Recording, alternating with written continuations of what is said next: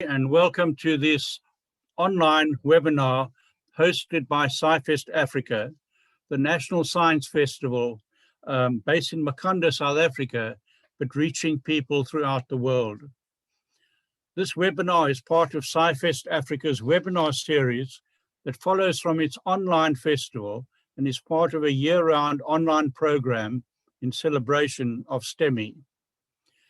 Our speaker today is Professor John Compton, a well-known geologist and ecologist who's recently published a book, West Coast, A Natural History. The West Coast, of course, refers to the landscape and seascapes along our Atlantic seaboard that stretches from the Cape Peninsula northwards to St. Helena Bay, or for some further north to the Orange River mouth in the Northern Cape, and extends inland to the Tankwa Karoo and westwards out into the Atlantic Ocean. John has produced a superb book with all 232 pages, richly illustrated in full color by photographs taken from land and even from the International Space Station, satellite images, and some fascinating maps that show ancient sea levels and other features and events. Like all good ecologists, John does not regard the seashore as a barrier, but as a link between land and water, and continues his discussion under the ocean floor. He sounds to me like a superb person to go hiking with. John Compton was born and raised in the San Francisco Bay Area and studied chemistry and earth sciences at the University of California, San Diego, before completing his PhD in earth sciences at Harvard University in 1986. He taught at the School of Marine Science, University of South Florida, for 10 years before moving to the Department of Geological Sciences at UCT in 1996. There he taught a first-year introductory course on earth and environmental sciences, as well as a course on marine geology and geochemistry. In collaboration with his students and colleagues, he has published over 60 papers spanning a wide range of research topics that integrate geology, paleontology, biology, and human impacts. In 2016, he established a company, Earthspun, through which he has published his popular books on the rocks and mountains of Cape Town, human origins, how diet, climate, and landscape shaped us, and the book we are reviewing today. I have several questions to ask John about his book and its topic, and I'm sure that you will as well. I invite all participants to post their questions in the Q&A box on the bottom of your screen, and we will try to answer them after John's presentation. But now I'd like to invite John to give us a presentation on his book, West Coast, A Natural History. Over to you, John. Great. Thanks, Mike. Thanks for that very nice introduction. It's a pleasure for me to be here today. And I will launch into my talk, which is accompanied by PowerPoint slides. So I'm going to select share screen here. And I'm going to select my PowerPoint to share. And I'm going to start that. Voila. Can everybody see, hopefully, that and hear me? Ryan, please give me a shout if there's anything. Perfect, John. Okay, great. So as Mike mentioned, I've just recently published about a month ago my latest book entitled West Coast, A Natural History. There you can see the front cover of it. And part of what this book encompasses is the role that we humans have had on the West Coast, and that's the particular emphasis of the final chapter, chapter 3 in the book. And it's that aspect of the West Coast that I want to try to emphasize today in this webinar.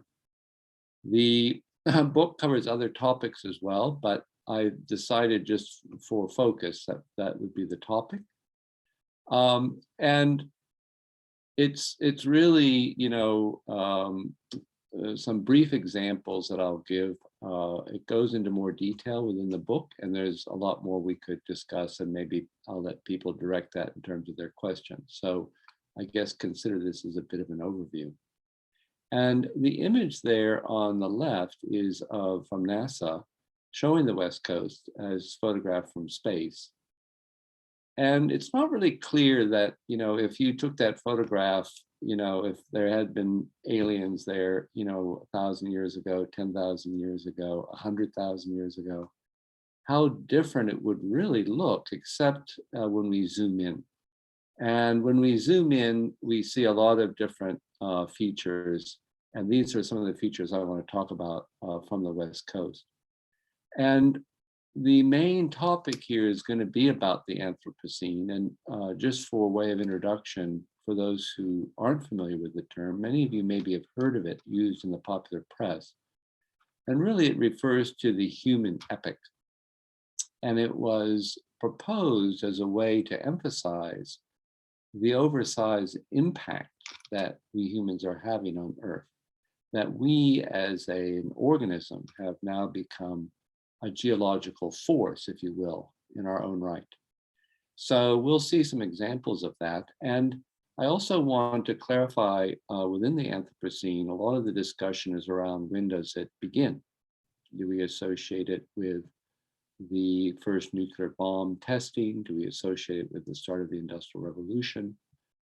But I think really the main point about proposing the Anthropocene is to worry about when it might end, which of course would be a very sad day for humanity. But I think that's at the back of everyone's minds in terms of concern over where we are going as humans and what our impacts have been and what our cumulative impacts have been.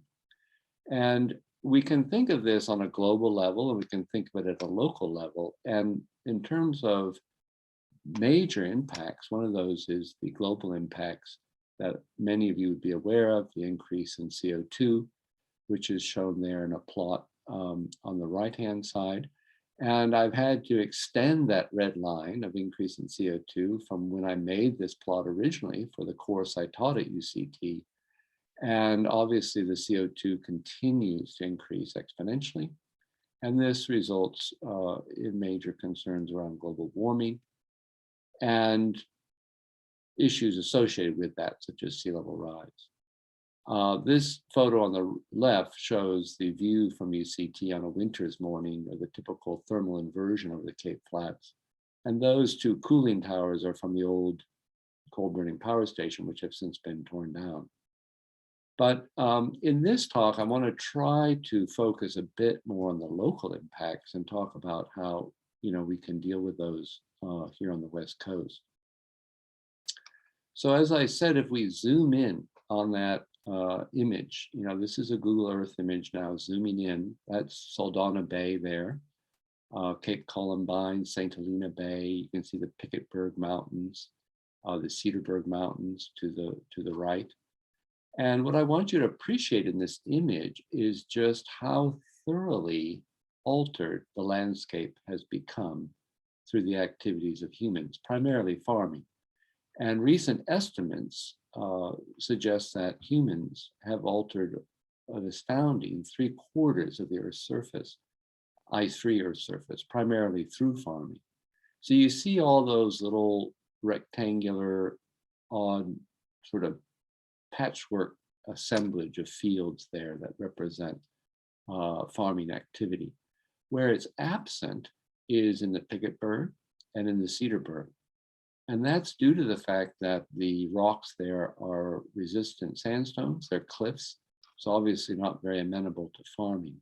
But outside of those mountain areas, we see a huge amount of the terrain has been altered, largely for the growing of food to feed a lot of people. Now, if we look at that same image, the one thing that's quite interesting is that we see a very direct relationship on the West Coast between the plant biomes, the vegetation, the types of vegetation communities that grow there, and the substrate, the geological bedrock.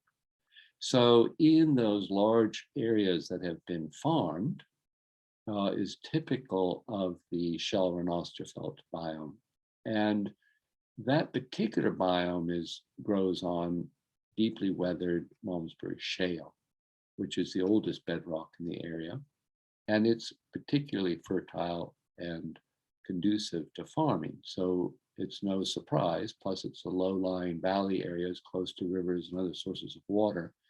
Those are the areas that have been basically wiped out by the plow. Closer to shore, you get the sandy fynbos biomes, and those have also been heavily impacted through irrigation to grow potatoes and so forth. And then further into the coast, you do get the limestone strandfeld, the granite strandfeld. Those have been variably impacted by grazing and farming. Other areas, such as the salt marsh at Longmont Lagoon, some of the dune strandfeld, has been relatively left alone because it's not particularly easy to farm. And as I mentioned earlier, the sandstone fynbos is pretty well protected by the fact that it grows in these very rugged, nutrient-poor areas of the Picketberg Mountains and the Cedarburg Mountains. This is a photo taken from Beaconers Cliff Pass on the N7 looking west. And there you can see the Picketberg Mountains across this valley, just to show you that this is the winter wheat crops growing in the place of the Renosterfeld, and how expansive that is. And of course, that's where a lot of our food comes from. So it's critical to our survival, but as a consequence has obliterated that original plant community of the Renosterfeld. Now, if we go to the north of that, here you can see on this map, there's Picketberg in the lower central part of the diagram. And that's where I showed you that picture looking across from essentially from Citrusdal range across to Picketberg. If we look to the north there, we can see quite a nice arrangement of the greater Cedarburg biodiversity corridor, which includes both parks and reserves shown here in green, and also the established corridors, which are shown with the dashed lines and the horizontal lines. And the idea here is to recognize that we have destroyed so much of the indigenous plant communities, which have obviously impacted the insects and the animals and the microbiomes, everything.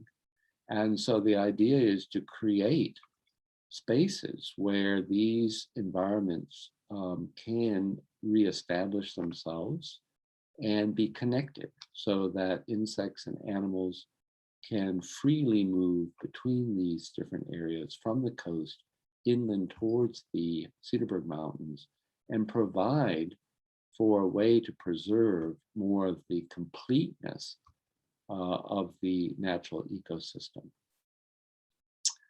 Now, our footprint is also, of course, through not just farming, but through urbanization. And this is a photo taken from Devil's Peak, looking down on the city of Cape Town and the harbor, Table Bay. And I think one of the advantages to the West, that the West Coast has, is it has relatively few urban centers. And urban centers, in a way, are ecologically positive in the sense that they focus humans in a very densely habitated community, and therefore lessen our total impact on the surrounding areas. So the bulk of the population of the Western Cape actually resides within the greater Cape Town city area. But of course, it's also where it's had one of its largest impacts. And we can see that historically in terms of the development of Table Bay and the harbor and the city. On the far left is an illustration from Barrow from his publication 1801, corresponding to when the British and the Industrial Revolution sort of first arrived at the Cape. And there you can see that Table Bay was far more extensive than today, and that what has happened since then is that sediment has been dredged both to make the harbor and to make reach flay to the north there, and to use that sediment to infill the southern portion of Table Bay. And so the whole foreshore of the city of Cape Town is basically been developed in order to develop this major building area for the city.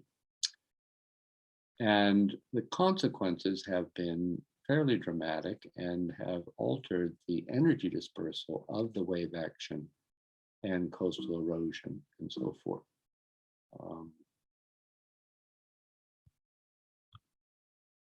Okay, the other aspect of building cities is you need materials, and that largely comes from the earth. And this shows you one of the large open pit mines in the Tigerberg, which are the hills just to the north of the city. And in the lower left, there is the satellite image showing these large pits, which you often see when you fly out of Cape Town to Joburg. If you look out the window, they're large open pit mines where they're basically extracting somewhat cooked Malmesbury shale to make road aggregate and aggregate for concrete. And that's an example of polished concrete there below on the right, showing you the little fragments of rock in between the cement. And of course, we mine iron to make steel.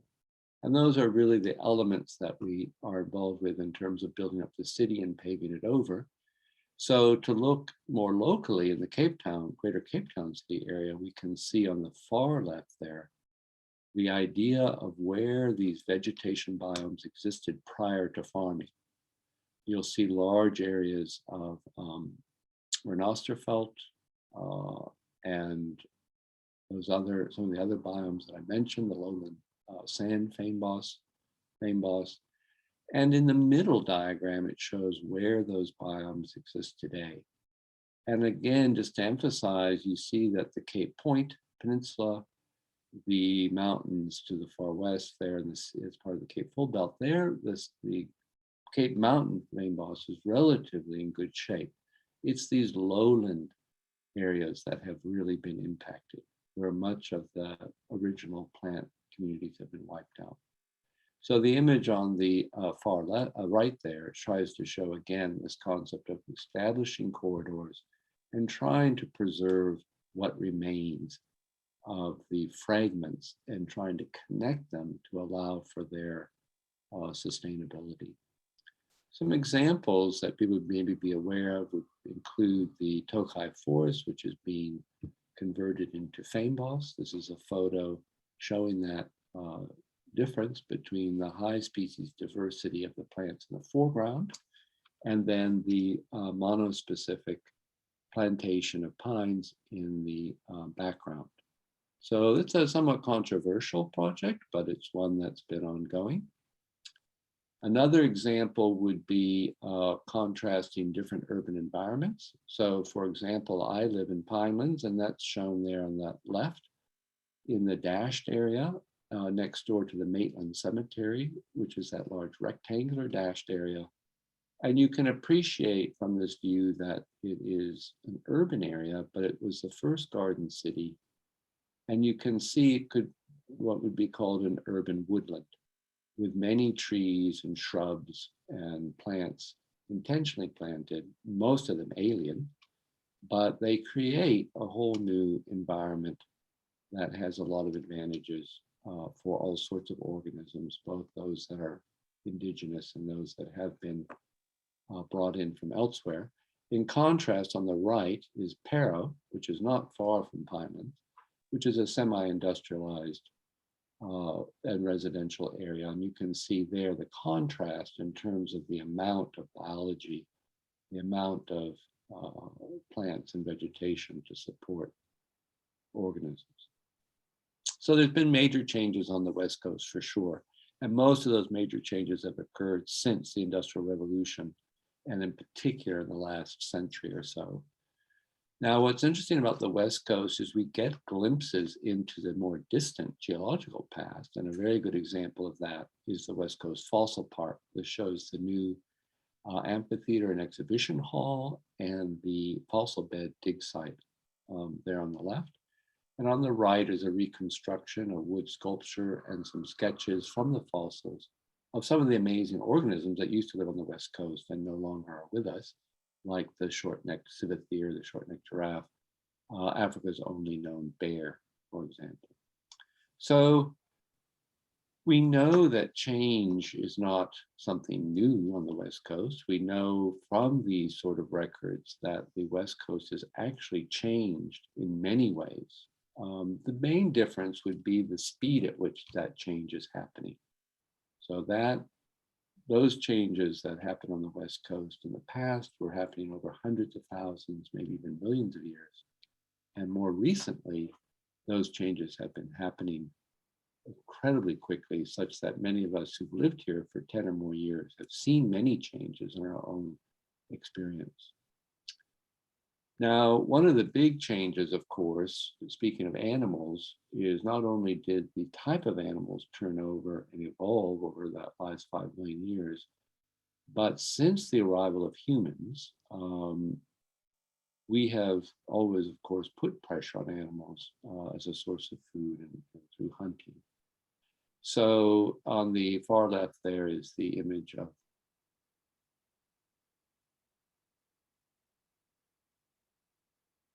from Traveller's Rest, just beyond Citrusdal, and lower down is an image of an early settler with a rifle and a horse desperately chasing after an eland, which proved to be very evasive and difficult to hunt.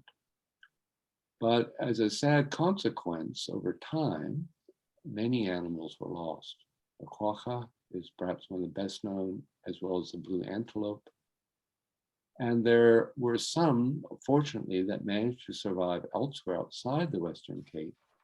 The Bontebok, for example, survived through farmer efforts and conservation efforts on the South Coast.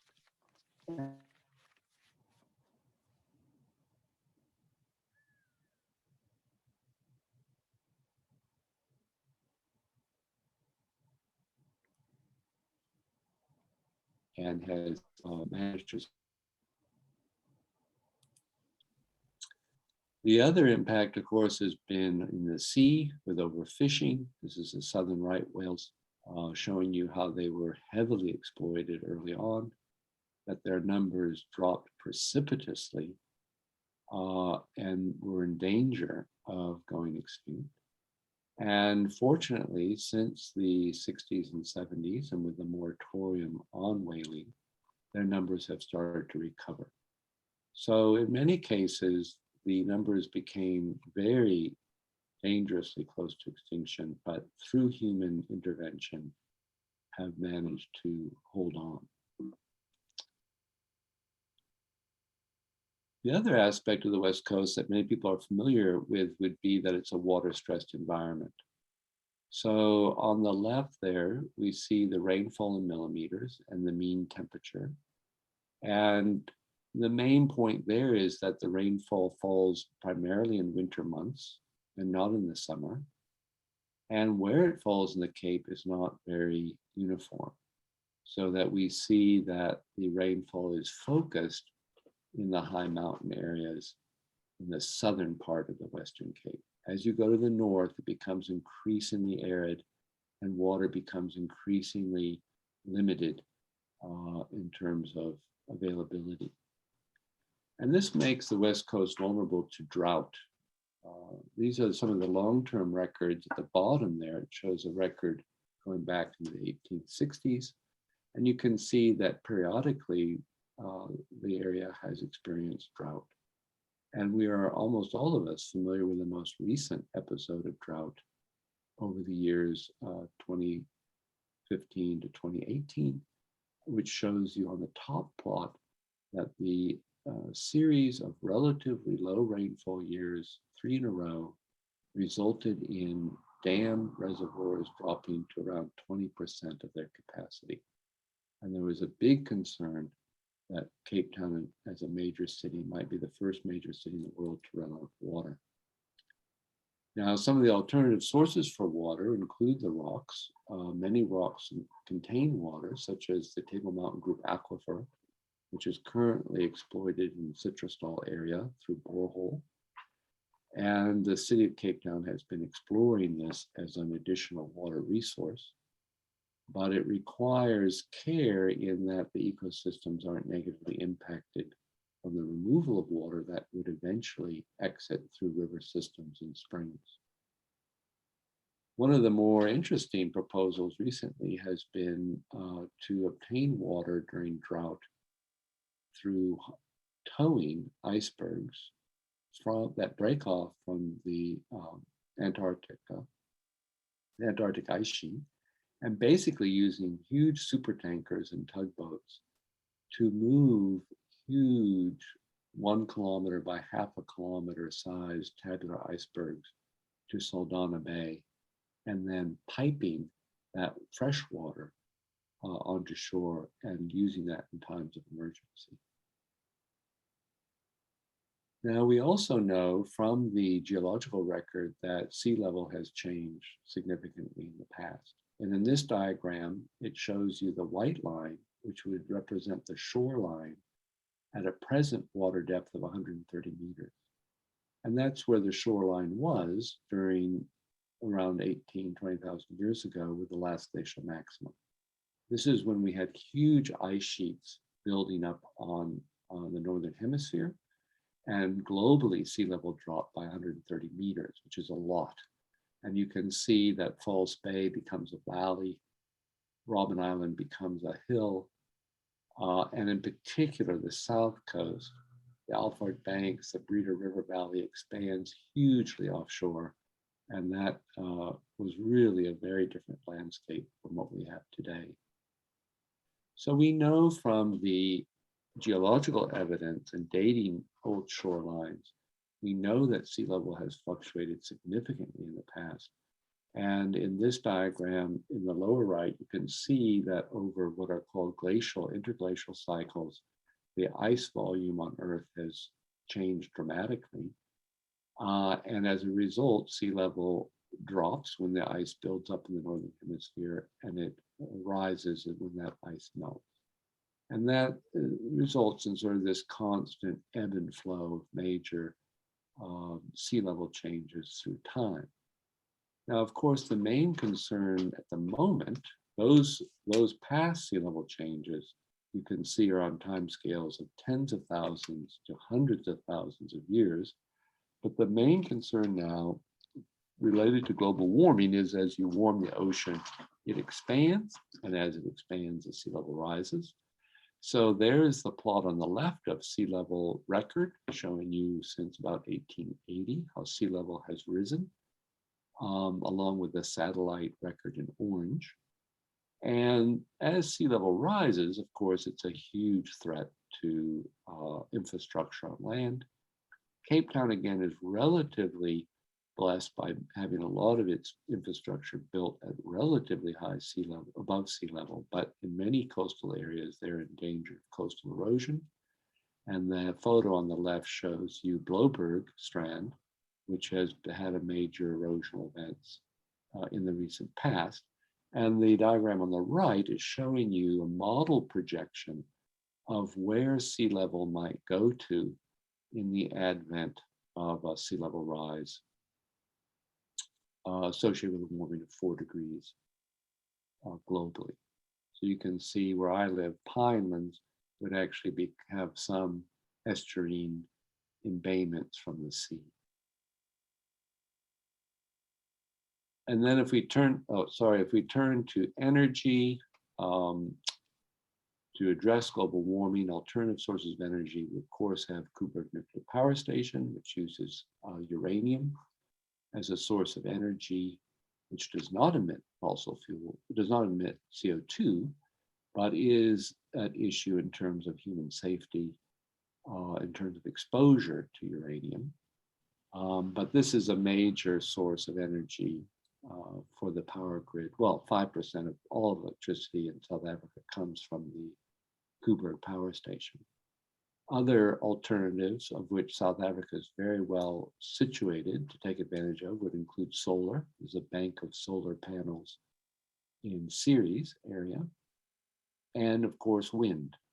This is the wind farm in the Tankwa Karoo that was recently built, and these are increasingly contributing to our energy sources and should, in theory, as the cost of solar panels is reduced, should become a greater and greater component because we have so much sunshine that's available for free. So sort of in closing, I've tried to just give you a very brief overview of some of the major impacts humans have had and some of the issues. And people speak of this new human ecology, the impact that humans have had and how we've altered environments, and our need really to adapt to this new world. And this is a figure that I think kind of encapsulates some of the ideas I've tried to express. It's a photo taken of the Darling Hills. The Darling Hills are a group of granite hills to the north of Cape Town. And you can see the granite hills in the distance. So that's an example.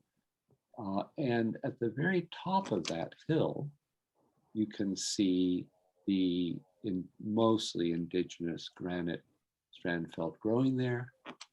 And then below it, you can see where people have plowed it and are growing crops such as the yellow canola and other crops. There's an active farm. And then the lowest land in the foreground here is the Tene-Versfeld Reserve, which is an attempt to preserve some of the indigenous flora that grew in this area before farming. And I think this is, perhaps the approach we need to take is a multi-level approach. We obviously need to grow food. We need farms, but we can do farming in such a way as to preserve and protect as much of the original ecosystems that existed, and realize that these provide critical services to the farms, and to think about establishing those corridors, conservation corridors, as I mentioned earlier, and making more of an effort to set more land aside as we intensify farming in areas to free up land to maybe help conserve for the future. So that, I think, is the main take-home message, is that change is happening. Change is happening very quickly at the hands and activities of people, and that we need to take a more active role, both on the West Coast and globally, to work at preserving what we can that remains, trying to reestablish animal communities that used to exist. I think this is really an important aspect. So I'll sort of end there, but I'll just, as a little promotional thing, just comment that with the publication of the West Coast, I've decided, to try to make all my books more accessible and to lower the price, so forth. So my original book, The Rocks Mountains of Cape Town, is on sale for 100 rands, Human Origins for 300, and then the West Coast for 200. So if you're interested in any of these books, which all focus on different aspects of natural history in the region, you can learn more about them on my website, www.jonascompton.com. And there you'll find that you can download a special order form, and you can send that to me at that email address of John Compton. Okay, so that concludes my presentation, and I'm more than happy to take on any questions. Well, thank you, John. That was absolutely fascinating, an excellent presentation. And I think we're all very honored to benefit from your very holistic view of the past, the present, and the future. I have some questions, and I'd like to invite all participants in this webinar to post their questions in the Q&A box at the base of their screen, and we'll take them up as they come in. John, my first question is, now that you have a pretty intimate knowledge of our West Coast, what would you say are its defining characteristics that give it its unique sense of place? Well, I guess I think maybe each one of us arrives at that for different reasons. I try to express in the book what for me evokes the specifics of the West Coast as my sense of place of the West Coast. And some of that is is reflective on my own experiences where I grew up in California, because many aspects of California are similar to the West Coast. And that's because, of course, they both share a Mediterranean type climate. And California had taken on a lot of alien plants from South Africa, which I was familiar with. So I think for each of us, we carry certain memories, certain experiences, and those all form that. But I think for me, it is the openness, the sense of space, the openness of space, the ability to look at large, distant vistas to the Cedarburg Mountains, or in some cases to the Great Escarpment to the far west, or looking out over the seascape, which of course is also very expansive. So for me, it's always a pleasure to travel to the West Coast, because you're really escaping the confines, restrictions of the city, and your space is suddenly very much opening up and allowing your mind just to expand into that space and to think about those very dramatic landscapes, as well as the amazing vegetation and life forms that are living there. Something that comes across very strongly in your book is a strong correlation between geological formations and plant communities. And as you know, science is all about predictions and cause and effect. Could you comment on that? Yeah, sure. I think it makes sense to me, because when you look at the bedrock, it's very different when you have something like a very resistant sandstone rock, which would characterize, say, the cliff faces of Table Mountain. And then you have something like the Malmesbury Shale, which tends to weather in very soft landscapes, low-lying landscapes of quite loamy, clayey soils. Whereas on your sandstone, you've got these very thin, sandy, acidic soils. So it does make sense that, of course, plants are going to respond to that, because those soil types are so dramatically different that are derived from the weathering of those two rock types. And the granite gives its own type of soil. And the dune sands, their type of soil. So it's quite fascinating to me that the plants communities that grow in those different substrates are so reflective of those differences. And quite dramatically, the difference between Renosterfeld, although we don't know the Renosterfeld that well because so little of it's preserved, but from what we think we know of it, it's so really very different from the, say, mountain feignboss or the lowland feignboss, very different. But we at least know enough to know why there are not so many Renosters left in the Renosterfeld. You mentioned Charles Darwin's visit to the Cape in 1836, towards the end of his trip around the world on the Beagle. As we know, Darwin was more of a geologist than a biologist during the voyage of the Beagle. And when he visited Cape Town, he mainly visited geological sites of interest, guided by Sir Andrew Smith, who was then the superintendent of the new South African Museum. What do you think Darwin would have found most interesting about the geology of Cape Town and Paarl? Yeah, it's interesting when you read his accounts in the Voyage of the Beagle and his other writings when he was at the Cape. He was actually quite miserable, because I think it was at the tail end of his 5-year voyage. So I think he was obviously a bit eager at that point to get home. And I think Cape Town didn't thrill him because it had already been so heavily explored by people before him. And what really turned Darwin on was when he was in an area that was relatively unknown. So his interests here were not as intense as they were in many of the other spots he visited. But he did have an interest, and he did go to, as you said, with Andrew Smith, to the Sea Point contact. He did look at that very famous contact, took some samples, and wrote a paper in rebuttal to a German scientist who believed in Neptunism, in which they believed all rocks were derived from the sea, including igneous rocks, and Darwin refuted that.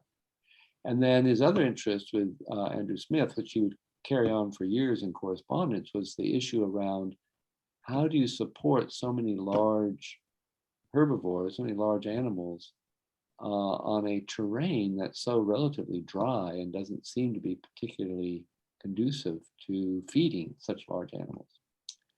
And so he tried to voyage into the interior, but by that time, most of the large herds of wild animals, of course, had been shot out by the hunters. And they did still exist up country, but he didn't get that far. But later he would conclude that the key was grass, and that the fact that these animals could migrate. So that landscapes, particularly in summer here, that might look pretty depauperate in terms of how do you eke out a living on that, would be answered through seasonal migrations with rainfalls for forage and grasses. Thank you, very interesting. We've had a comment and question from Kevin Cochran, thanking you for your excellent talk and asking, is anything happening in terms of conservation corridors and progress in them being made? Yes, there's actually a lot going on, and if people are interested, they can join. There are groups. For example, one I'm familiar with is the Blauberg Conservation Association, BCA. If you Google them, you'll find them and you can join them. And that corridor exists from Blauberg Strand, the beach area. It continues inland across to Blauberg, the actual hill, and continues down onto the other side. And that's just one local example. There are many others. And many of these do have either friends of or associations with them. And I imagine they'd be eager to have volunteers or people who would be enthusiastic about assisting them in establishing them and getting them to grow. So yeah, there's a lot going on and a lot that people I think can get involved with. From the Anthropocene, as you know, it's an era where human-caused extinction is taking place, and it's been equated with the previous 5 great extinction events, which are all caused by physical events. Do you anticipate that the Anthropocene will be as drastic in terms of causing extinction as the previous 5 events? Well, yes, unfortunately. I mean, I think we know already that many animals have gone extinct. Now, what's kind of intriguing about that is a lot of those extinctions actually happened prior to the Industrial Revolution. These are the so-called megafauna extinctions that occurred much earlier in our human history, when humans, as clever people, modern humans, behaviorally modern people, left Africa and went on to populate the rest of the world and basically drove the Neanderthals to extinction and drove many other animals in Eurasia, Australasia, North and South America, Madagascar, etc. So the bulk of many of, especially the large animals, went extinct early on. And unfortunately, they're gone forever.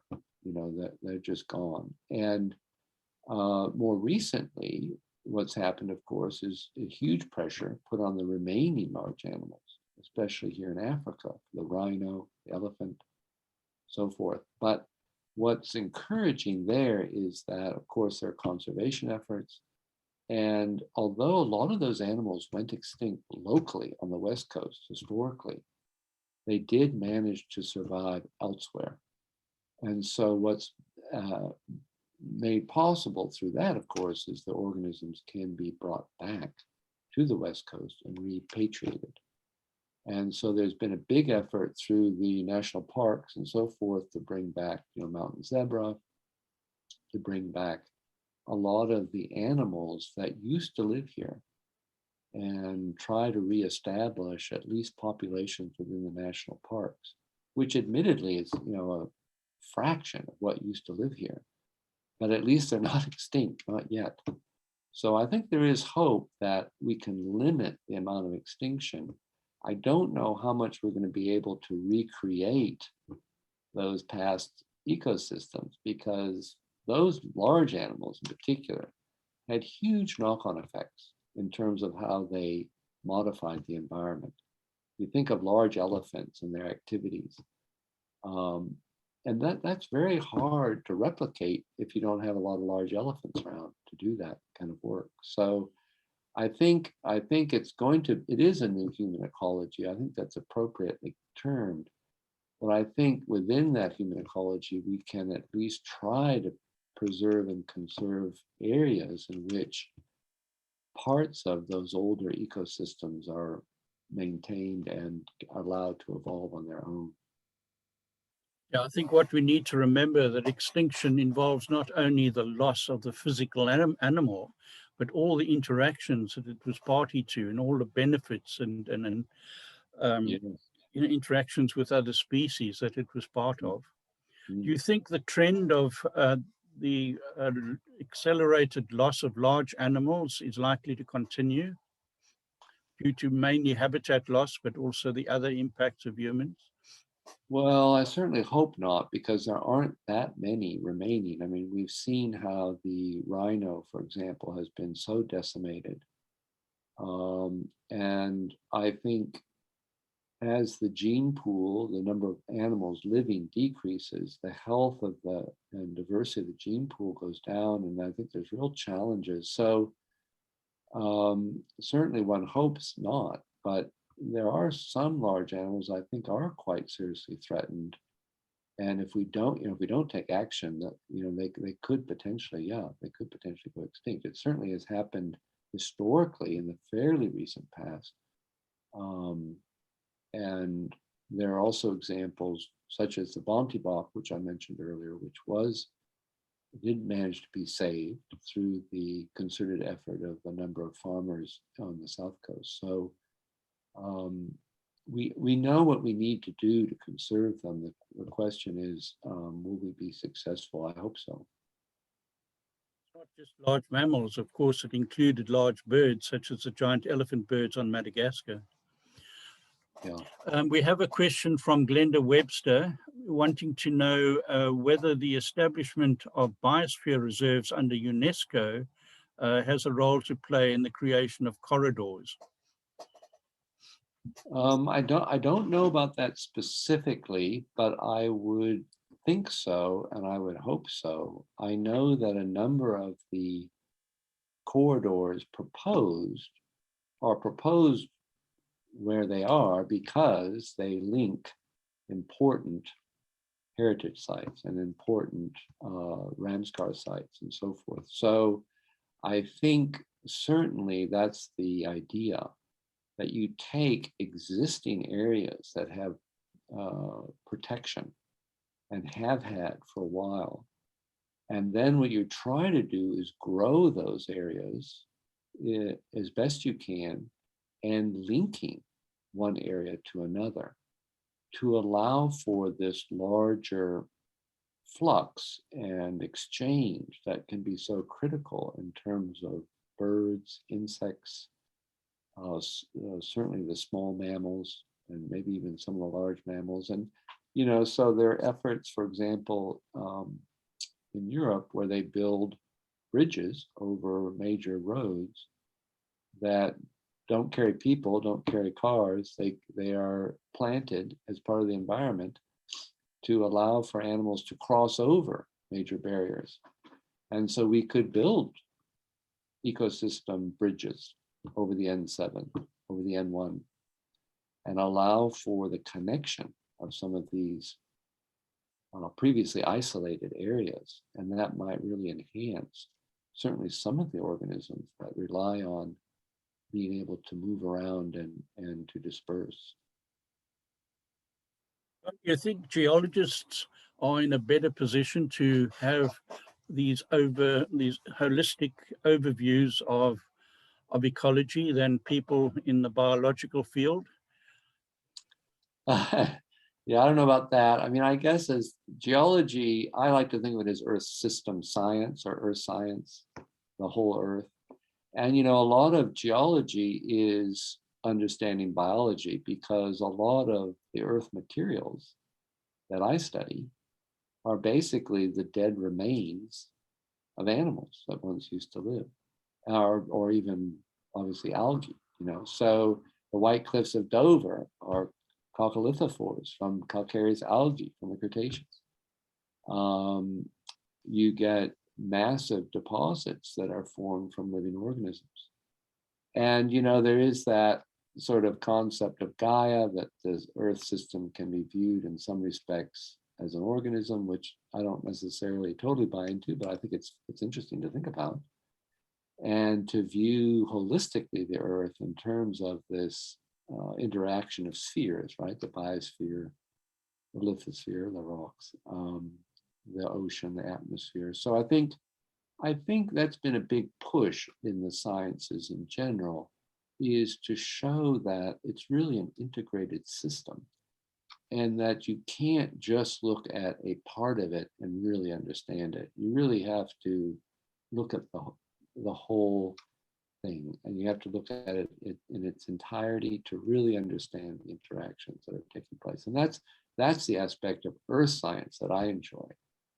And that's why I've enjoyed interfacing with botanists and archaeologists and atmospheric people and ocean people. That it's integrating those different topics. So in this time when there are these overarching impacts such as climate change, it seems to be more important than ever that scientists emerge from their specialized silos and think more holistically and work across disciplines. Definitely. And there are definitely silos, you know, and there are people who refuse to consider other points of perspectives. But I think that is changing, and I think the new curriculum and the new generation will be much more, I think, frankly, it's a lot more interesting, you know, as a scientist, if you can start to integrate all of these different aspects together, as opposed to just being in your blinkered world of your specialty. So that's the aspect that I've certainly enjoyed, and that's, I hope, comes through in the West Coast book, that I've tried to integrate not just the rocks and the soils, but the plants and the animals, and of course also the activity of humans, which are so dominant currently and such a concern in many. And John, thinking of the role of retired scientists, I mean, they are they've passed their active career, but they're still very active in teaching and research. They have acquired a lot of knowledge during their career and hopefully some wisdom. Do you think it's important for retired scientists such as yourself to be writing these books targeting the general public? Yeah, I do. I mean, I know it's not for everyone, and it is a lot of work, but you know, a lot of what I work on involves writing, usually scientific papers with all the jargon and everything else. And you know, the thing is, the South African government has paid for both a lot of my teaching work and my research through NRF grants. And I do feel that it's important that, in addition to publishing in journals of specialized journal topics, that scientists, all scientists, South Africa and everywhere, try to present what they've learned to the general public so that they can benefit from that knowledge and appreciate it. And if science is going to grow, and if science is going to overcome the forces of QAnon and other factors out there, that's incumbent on us to make sure that people understand how science works and why it's important. And so I do feel strongly about that. I know it's not for everyone, but I think those who have the passion and have the willingness to work at it, it's incredibly rewarding. I must say, I've gotten a lot of very good positive feedback from some of the books I've written, rather than some of the science papers, which I always thought were so, wow, amazing. But you know, the reality is, if only a handful of specialists read them, that's your reach, you know. And they might think it's great, but that's, you know, a dozen people out there. So the more popular books have a much greater reach and have a bigger impact in different ways, but in ways that I think are very critical. Yeah, I agree with that very much. John, you've decided to publish your book through the company Earthspun that you've created, rather than use a commercial publisher. What lessons can you share with other aspirant writers as to the pros and cons of publishing privately? I've enjoyed it a lot, but you do have to be willing to do everything. I am blessed that my wife is in publishing. She's an editor, book editor, so she's been a huge help. I learned a lot from the first book I published, which was through a traditional publisher. And I think there are certainly a lot of advantages to going through an established publisher, but there are a lot of other advantages for doing it yourself. And so it's a mixed bag, but I think on balance, I'm very happy I did it on my own. I think that probably the hardest part in that is getting the book out there and marketing and distributing, because it's straightforward enough to write it, to put it together. You can learn to design it, you can get it printed, but then you need to distribute it and you need to find people who want to buy it. And that is a challenge. And that's where the major book publishers know what they're doing. Unfortunately, their books coming out all the time, right? So they're going to be interested in your book for maybe 3 to 6 months, if you're lucky. And then it falls away and then it's gone from their vision. So I don't think my Rocks and Mountains book, which was published in 2004, would still be available in print if I hadn't done it, taken over myself. So there's huge challenges, and it's, again, not for everyone, but it can be very rewarding. And I do suggest that people explore it as an option. Well, you've certainly done a superb job because it's a very professionally compiled and presented book. Well done. Thank you. I think we don't have any further questions in the chat bot. So I'm going to wrap up now.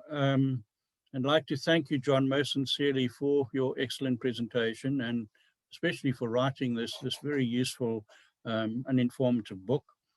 Just a message to all the participants in this webinar, John is still very active in research and publishing. To find out more about his work, go to his website, johnscompton.com. And you'll also find links to his YouTube videos on the geology of Cape Town. I'd also like to invite everyone to visit the SciFest website and follow SciFest on social media to find out about upcoming events. These include interactive online workshops on evolution aimed at high school learners by Dr. Ian McKay from Wits University. The first one is entitled, "Are You Related to a Cabbage? Let's Talk About Evolution," on Friday, the 14th of May at 1400. So if you want to know if you're related to a cabbage, please attend that workshop. His second one is called Talking Heads, What Bones, Stones, and DNA Tell Us About Human Evolution, and that's on Friday, the 21st of May at 1400. And then on Thursday, the 20th of May, a very special event at 1500, when SciFest will host Dr. Rob Guest from the Albany Museum to learn about his groundbreaking discovery of lamprey fossils near Maconda, and how it changed what is once a widely held belief in evolution. Registration links are available on the SciFest website and on their social media platforms. So please go to them for the full details of those forthcoming events. I'd like to end by thanking Freedy and his team, as well as Ryan and everyone else involved in producing this webinar. I found it very enjoyable and informative. Thank you all very much for attending, and goodbye. Thank you. Goodbye. Bye.